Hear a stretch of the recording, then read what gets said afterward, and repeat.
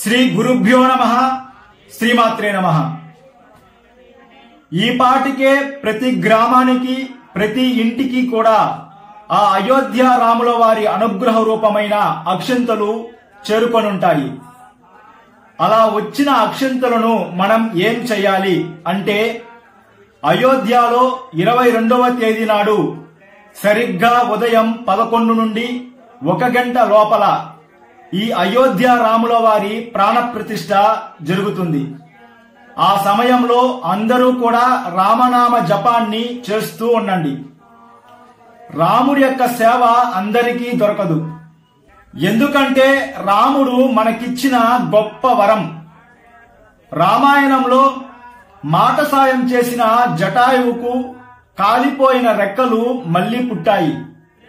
రాముడి కార్యంలో మాట సాయం చేసిన జటాయువుకే అంత అనుగ్రహం అంటే, ఆ అయోధ్య రాముల వారి ప్రాణ ప్రతిష్ఠ సమయంలో రామనామ జపం చేయడం అందరికీ దొరికే అదృష్టం కాదు.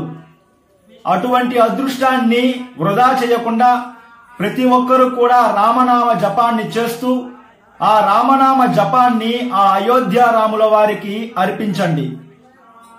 తరువాత అదే రోజు సాయంకాలం ప్రతి ఒక్కరూ కూడా ప్రతి ఇంటిలో 5 దీపాలు వెలిగించి, రాముల వారికి గత 500 సంవత్సరాలుగా అయోధ్యలో రామ మందిరం లేదు, రాముడికి గుడి లేదు, రాముడికి నైవేద్యం లేదు, రాముడికి పూజ లేదు, రాముడికి దీపారాధన లేదు.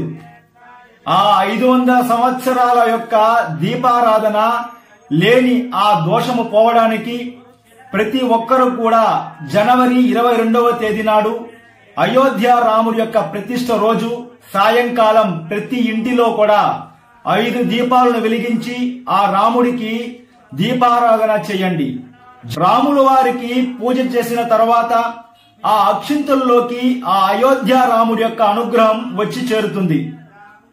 ఆ రాముల వారి అనుగ్రహ రూపమైన శక్తివంతమైన ఆ అక్షింతలను మీరు శిరస్సునంద ధరించి దానిని భద్రపరచండి. అందరూ కూడా ఆ రోజు రాముడి యొక్క సేవలో తరించండి. జై శ్రీరామ్, జై హనుమాన్.